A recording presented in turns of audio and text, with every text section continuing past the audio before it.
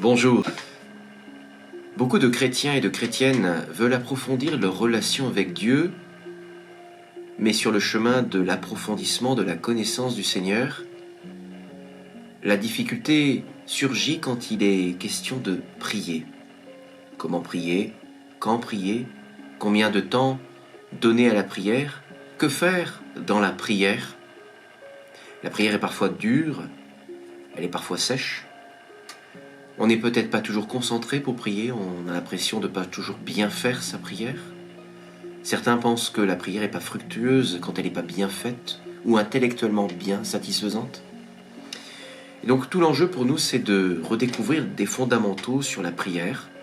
Et ces petites vidéos, à l'école des Saints du Carmel, sont là pour nous enseigner sur ce qu'est la prière. Aujourd'hui, on va aborder le mystère de l'oraison et peut-être donner des éléments pratiques pour prier. Nous le faisons à la fois dans la tradition de l'Église, ce qu'elle nous enseigne dans le catéchisme de l'Église catholique particulièrement, ainsi que par les maîtres du Carmel, en particulier la mère des spirituels, Sainte Thérèse d'Avila. Un disciple de Sainte Thérèse d'Avila, Saint Jean de la Croix, dira un jour « Qui fuit l'oraison, fuit tout ce qui est bon ». Il n'y a pas de sainteté sans oraison. Nous sommes tous appelés à la sainteté. Il est dit dans le premier livre de l'épître de Saint Pierre, première épître de Saint Pierre, chapitre 1, verset 16, « Soyez saints comme je suis saint ». Sans oraison, nous ne pouvons pas être saints. Quel que soit l'appel à l'oraison que nous avons à avoir, nous ne sommes pas tous des carmes, des carmélites qui vont prier 2 heures d'oraison en plus des offices. Mais tout l'enjeu est de prier, car qui fuit l'oraison, fuit tout ce qui est bon. L'oraison est là pour aimer Dieu, pour nous unir à lui, et avec lui, en lui, devenir un saint en vivant de charité surnaturelle. Peut-être se rappeler un fondamental. Dieu est présent en moi. Telle est l'expérience que Thérèse d'Avila, au XVIe siècle espagnol, le siècle d'or, fera découvrir à la suite de saint Augustin, qu'il le confiera un jour dans ses confessions, que Dieu est au plus intime de soi. Thérèse d'Avila découvrit que Dieu est au plus intime d'elle. Et de cette découverte, qui était traditionnelle dans l'Église, mais peut-être un peu oubliée, il nous est donné de comprendre quelque chose de ce qu'on appelle en théologie la présence de création ou la présence d'immensité et la présence de grâce, dit aussi la présence objective. Dieu est présent dans les êtres spirituels, qu'ils soient des anges ou des hommes, de 2 manières. Et il est présent dans tous les autres êtres d'une seule manière. Il est présent dans le caillou, dans le ver de terre, dans le papillon, dans la fleur, dans le lapin. Il est présent et dans l'être humain, d'une présence de création qu'on appelle d'immensité.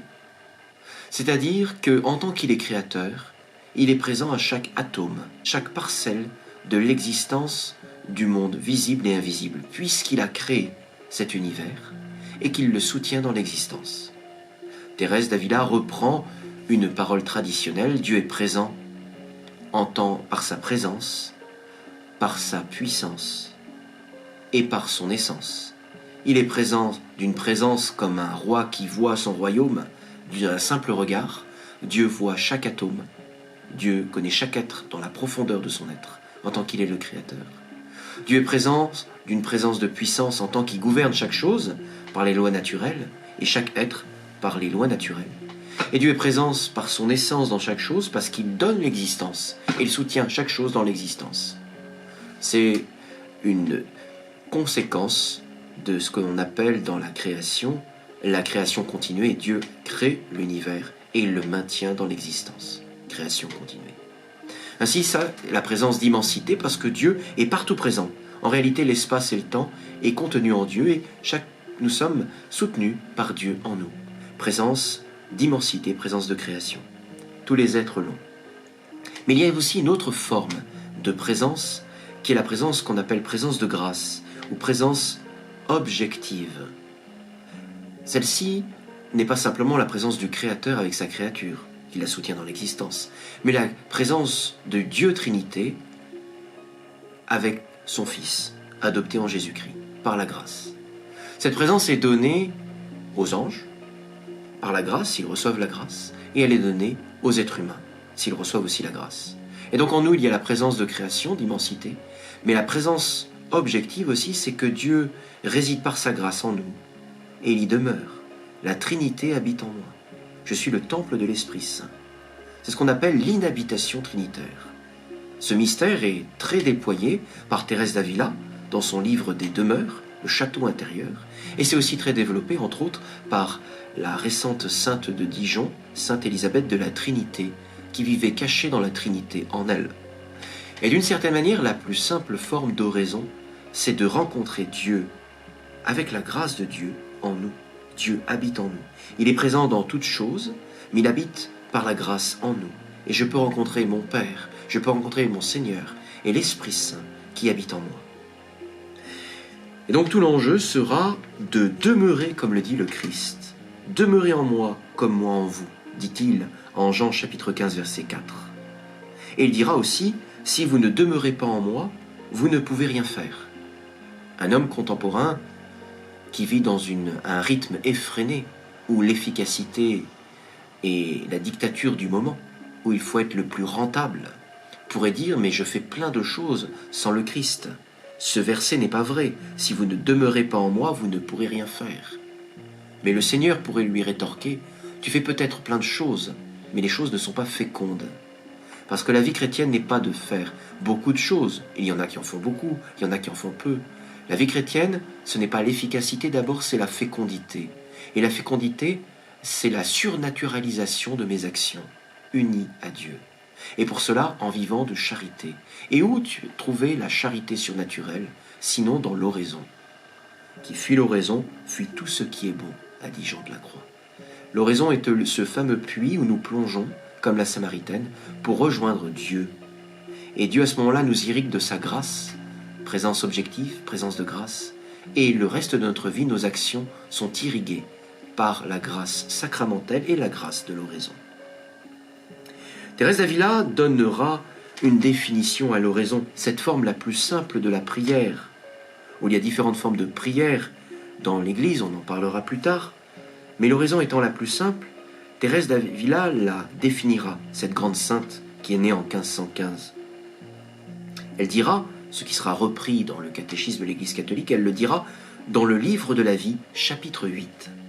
L'oraison mentale n'est à mon avis qu'un commerce intime d'amitié où l'on s'entretient souvent seul à seul avec Dieu dont on se sait aimer.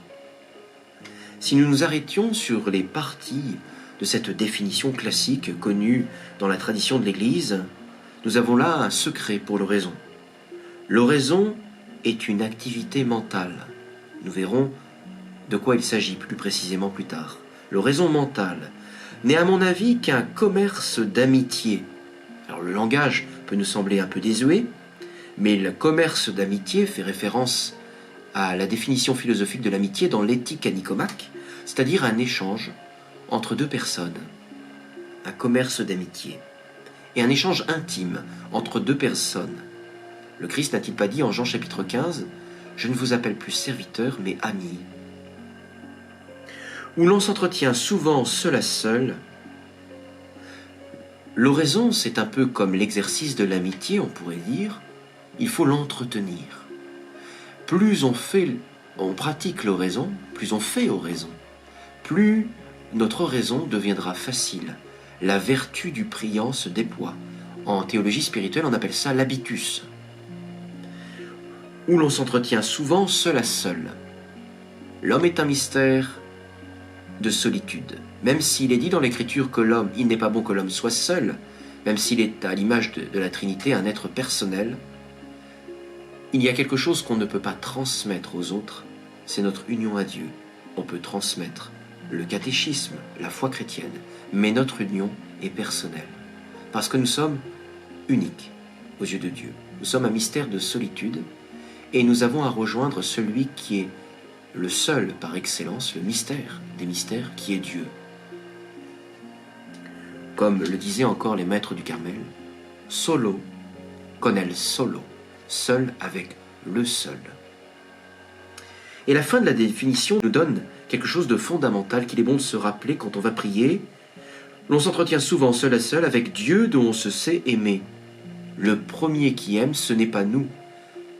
Dans les épîtres de Saint Jean, il est dit « Dieu nous a aimés le premier ».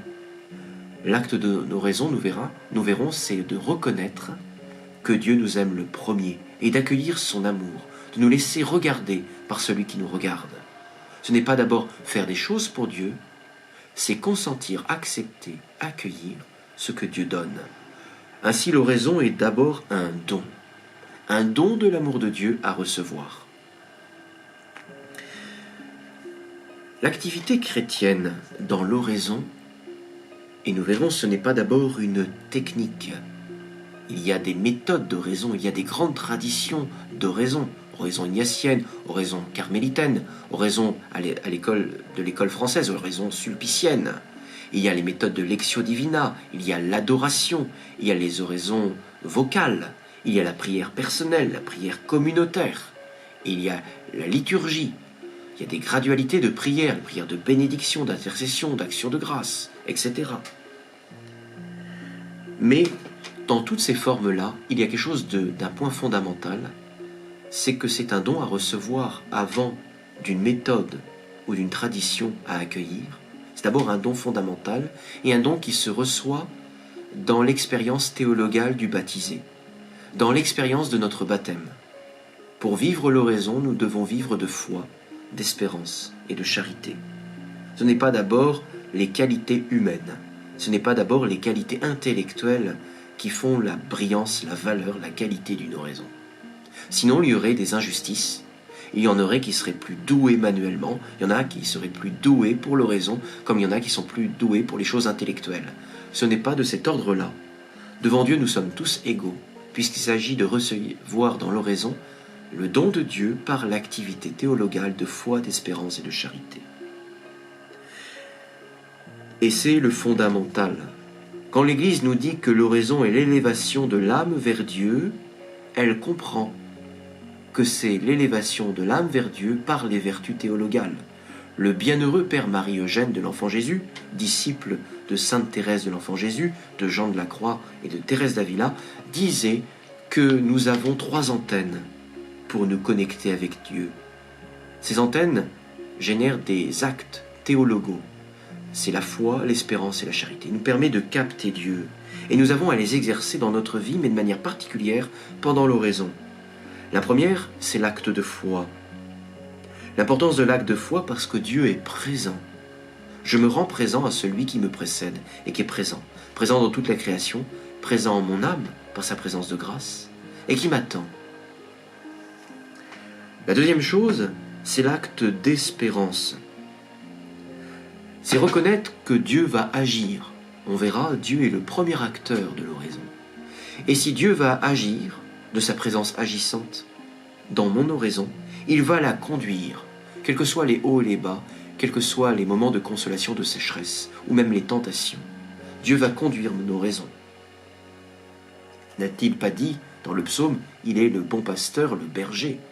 Eh bien, le Seigneur est le berger de mon oraison. Et l'acte d'espérance, c'est de croire à la providence de Dieu dans l'oraison. Et puis enfin, l'acte de charité.